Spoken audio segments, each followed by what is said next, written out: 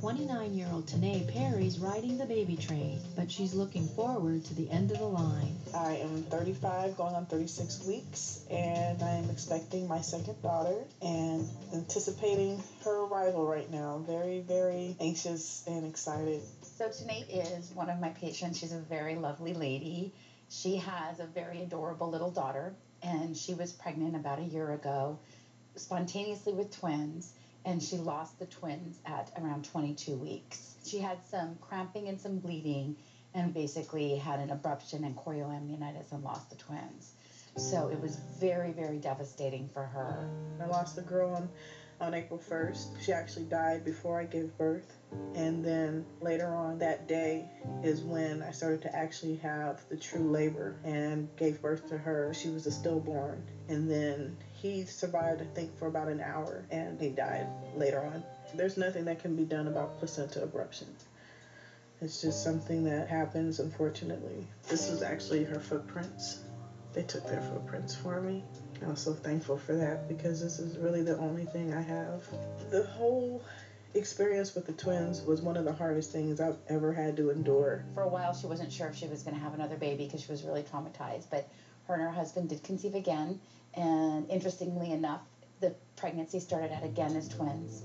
No way. Yes. What are the chances? And she did start out with a twin pregnancy, but only one of them was viable. One of the twin sacs didn't look like it was developing well, and she predicted that I would most likely have a vanishing twin.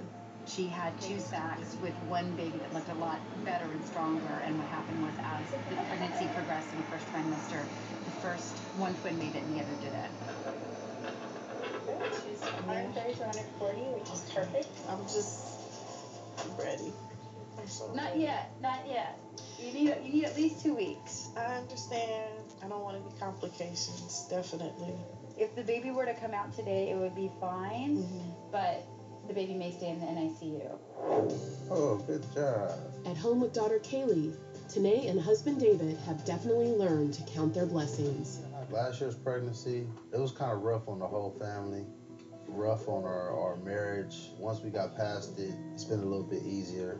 I think really when it comes to dealing with loss, you just really have to have some type of support. I sought out help immediately after because I wasn't going to let something like that defeat me and defeat our family. I met my beautiful wife, Tanae, in 2004, and once we met, the rest was history. We've been married going on four years. What I love about my husband, David, is that he makes me laugh.